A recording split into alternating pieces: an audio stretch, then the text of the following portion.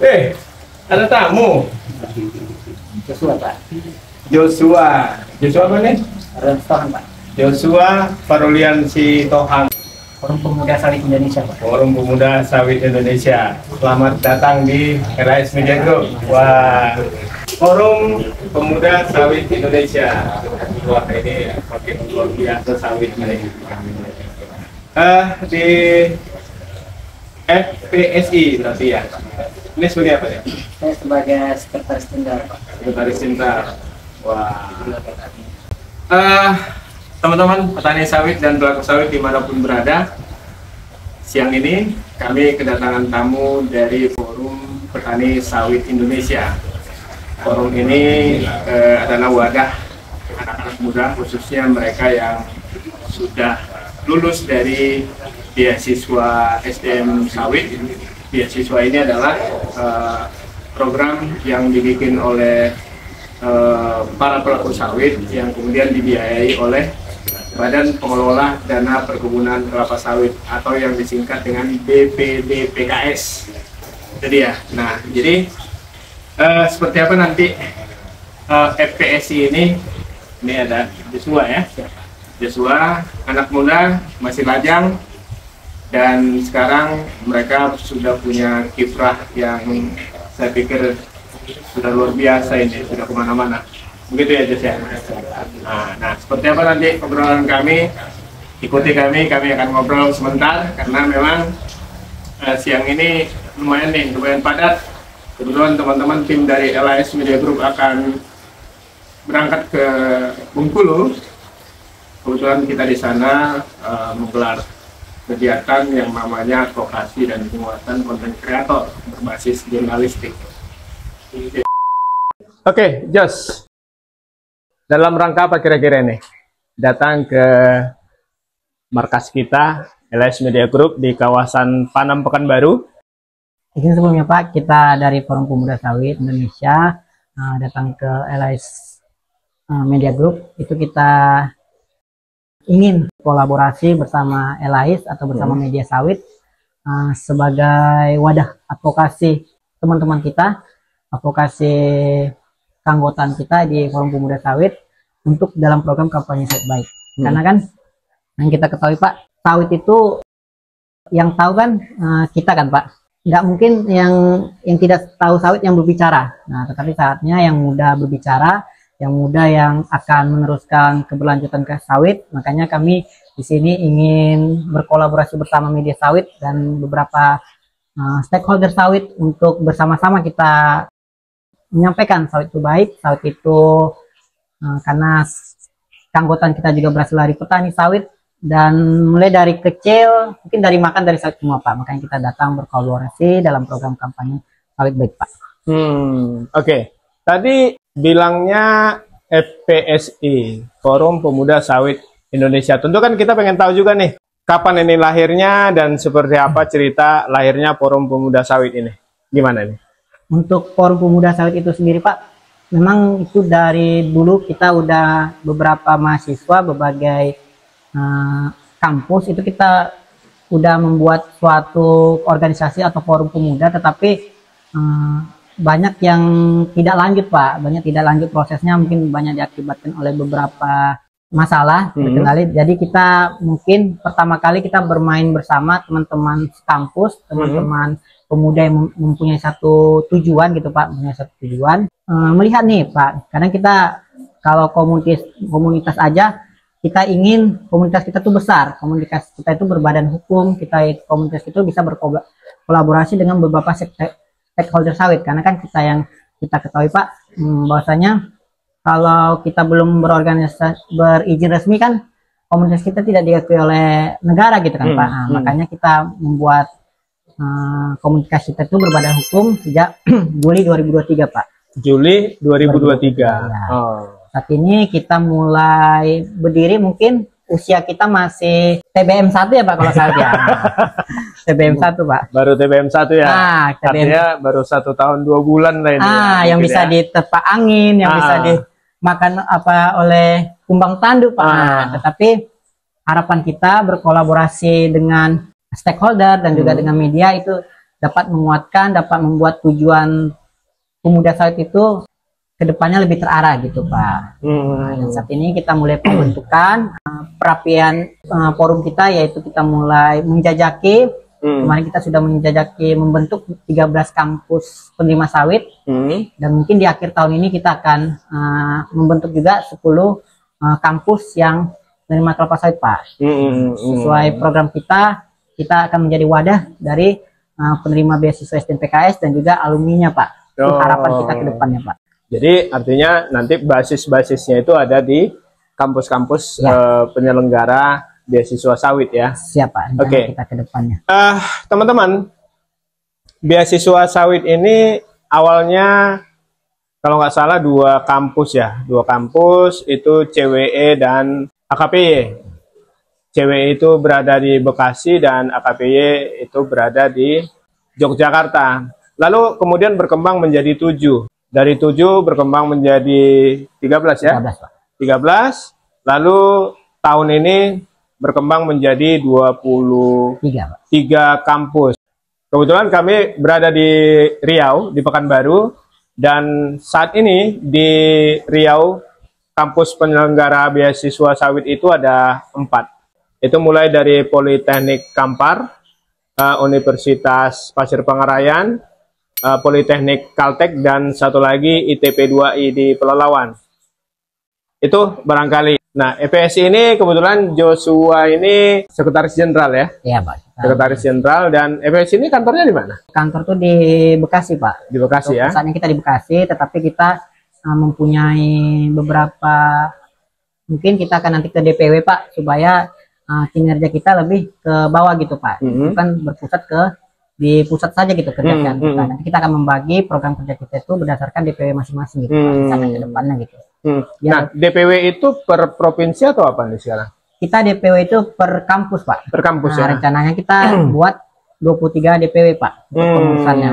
Nah, kita akan membagi program kerja itu berdasarkan DPW masing-masing, berdasarkan proker DPW dan proker DPP kita satukan Pak, demi keberlanjutan sawit Pak. Artinya yang menjadi dewan pimpinan wilayahnya itu per kampus ya? Per kampus Pak. Per kampus. Berarti ada 23 Pak. DPW.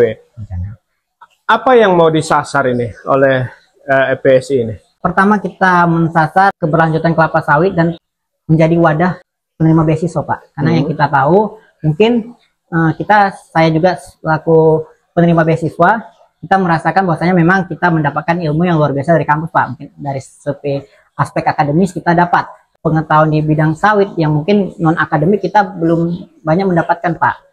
Kita harapkan teman-teman penerima beasiswa sawit itu dapat menjadi pionir Pak. Contohnya kita memberikan advokasi ke masyarakat, ke sawit,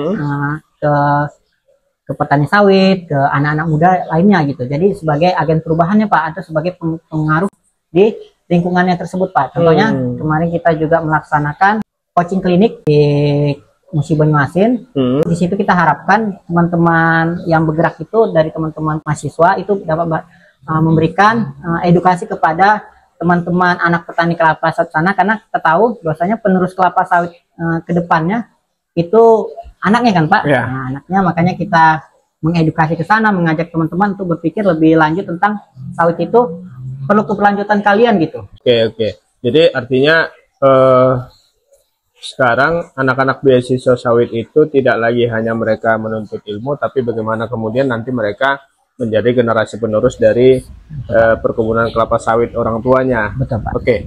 Seingat kita sih bahwa beasiswa sawit ini kan dihadirkan untuk gimana caranya mereka nanti anak-anak beasiswa itu bisa menjadi penggerak di daerahnya masing-masing gitu ya. Dan kalau nggak salah sampai hari ini sudah lebih dari 4.000 ya jumlah anak-anak petani dan pelaku sawit itu yang kemudian mendapat beasiswa. Betul, Pak. Nah, tapi ini tadi yang terlihat sekarang anak-anak beasiswa sawit ini kalau dia sudah lulus, ini nyaris belum ada nih yang balik ke daerah, tapi kemudian malah menjadi pekerja di perusahaan. Ini gimana nih?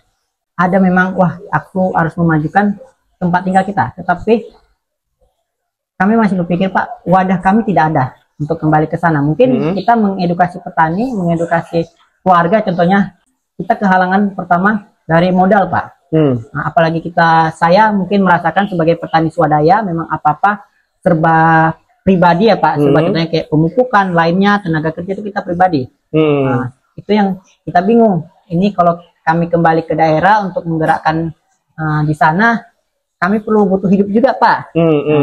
Dan butuh hidup juga, dan mungkin stigma dari masyarakat setempat mungkin bilang dasarnya ngapain lagi kembali ke kampung gitu. Mendingan kerja gitu. Ya itu mungkin membuat beberapa teman-teman kita juga kena mental juga ya. Kerja Pak, karena tidak ada wadah. Iya, ya. Artinya itu sudah menjadi keluhan juga ya di kalangan adik-adik apa yang sudah lulus beasiswa ya. Betul Pak. Kalangan. Dan saya itu ya mungkin dengan kenyataan bahwasanya harus perlu biaya hidup. Orang tua semakin tua Pak, nggak mungkin kita berharap pada kebunnya ya kan. Kebun kita bukan 10 hektar Pak, 20, 30 sampai 100 hektar. Mungkin kalau kebun saya 100 hektar, saya bukan kuliah beasiswa lagi Pak gitu. Iya ya. Nah, jadi artinya di situ kalau kemudian anak-anak ini lulus, sekarang kan masih ada ini D1, D3, D4 sama S1 ya. Iya. Artinya mayoritas sebenarnya masih pengen setelah lulus pengen pulang, pengen bermanfaat di kampungnya gitu ya. Siap, betul Pak. Tapi itu tadi persoalannya, kalau misalnya mau jadi penyuluh secara pribadi, itu tadi bahasanya ya, kamu baru anak kecil udah mau ngajarin gitu. Ngajari Pak. Tapi kalau misalnya wadahnya ada atau pemerintah memfasilitasi, ini udah beda lagi ceritanya. Beda lagi Pak, kami sangat mendukung itu Pak. Karena kan kita tidak mungkin, karena kita disekolahkan oleh sawit kan Pak. Pasti kita akan kembali ke sawit. Sepenting apa penyuluhan itu sekarang kalau menurut kamu? Sangat penting Pak. Khususnya di petani swadaya ya? Saya rasa itu, saya sebagai petani swadaya Pak, sangat penting. Karena seperti di saya, seperti tetangga kebun tuh banyak yang FOMO mereka Pak, ikut-ikutan. Contohnya sawitnya mungkin kena gejala boron atau gejala yang lainnya, kekurangan lainnya kan Pak. Tetapi dia akan mengikuti tetangga kebunnya. Karena memang aspek agronomis kan petani kita banyak yang memang berdasarkan ikut-ikutan atau ikut yang lain gitu Pak. Saya rasakan juga kayak gitu. Contohnya dia mupuk jangkau semua gitu Pak. Mupuk dolomit semua. Jadi itu yang perlu aspek penyuluhan Pak. Karena saya juga ikut grup di komunitas petani, itu banyak ngeser ini apa ya, ini apa ini Pak. Saya lihat situ perlunya penyuluh sawit gitu, karena Indonesia kan perekonomian dengan devisa terbesarnya juga berasal dari sawit Pak. Dan juga petani sawit itu Kalimantan, Sumatera itu kan sawit semua, itu perlu Pak. Contohnya jika sawitnya butuh ini tetapi dikasih ini gara ikutan tetangga, itu kan bisa menyebabkan produksinya nggak maksimal Pak. Itu membuat kerugian pada petani juga gitu. Aturan pupuknya itu tepat sasaran, itu tidak tepat Pak gitu. Sudah pernah kalian usulkan, katakanlah misalnya dari EPSI atau dari secara tidak resmi juga barangkali ke stakeholder lah, katakanlah misalnya ke Direktorat Jenderal Perkebunan, gimana caranya supaya dibuatkan satu wadah penyuluh perkebunan sawit misalnya, udah pernah gitu? Untuk saat ini kami masih menjajaki Pak, kita masih bersatu gitu di antara mahasiswa sawit atau mahasiswa sawit yang akan besok ke depannya sebagai kan cita-cita dari beasiswanya adalah kembali ke daerahnya Pak. Nah, kita sekarang itu masih mengumpulkan teman-teman kita, kita akan mungkin menyaring suara, mengumpulkan suara jadi satu, nanti mungkin kita akan membuat gebrakan atau mungkin sesuatu, kita membuat suatu diskusi yang akan kita berikan kepada para stakeholder atau pimpinan kita yang di atas Pak, pemerintah gitu. Oke, itu tadi saya dengan Joshua Parulian Sitohang. Joshua ini adalah alumni Citra Widya Edukasi Bekasi ya, D4 jurusan Teknologi Produksi Tanaman Perkebunan. Nah, sekarang sebagai Sekretaris Jenderal, mereka berusaha untuk memberikan yang terbaik kepada para pelaku sawit, khususnya petani sawit swadaya, karena sejak awal mereka ikut beasiswa memang tujuannya adalah gimana caranya setelah selesai mereka kembali ke kampung halamannya untuk membantu para petani sawit yang ada. Hanya saja, tadi udah cerita, beberapa kendala mereka dapatkan di lapangan. Nah, ini tentu menjadi sinyal positif bagi para pelaku sawit dan khususnya Direktorat Jenderal Perkebunan, gimana caranya supaya Direktorat memikirkan mendirikan satu wadah bagi anak-anak beasiswa sawit yang sudah lulus ini, karena oleh keinginan mereka tadi untuk menjadi penyuluh, dibuatkan satu wadah sehingga mereka bisa mentransfer ilmu-ilmu yang mereka dapatkan dari bangku kuliah kepada para petani. Saat ini kita tahu bahwa ada 17,3 juta hektar kebun kelapa sawit di Indonesia dan 42% itu adalah petani. Kalau kita hitung-hitung mungkin ya sekitar hampir 8 juta hektar kebun kelapa sawit petani, baik itu petani swadaya maupun petani mitra. Ini tentu sebuah potensi yang sangat strategis untuk anak-anak beasiswa bisa hadir di sini agar sawit kita menjadi sawit yang berkelanjutan ya. Betul, Pak. Itu cita-citanya. Ya, cita-cita. Baik, itu tadi teman-teman petani maupun pelaku sawit obrolan saya dengan Joshua Parulian Sitohang, Sekretaris Jenderal Forum Pemuda Sawit Indonesia. Oke, sip. Siap.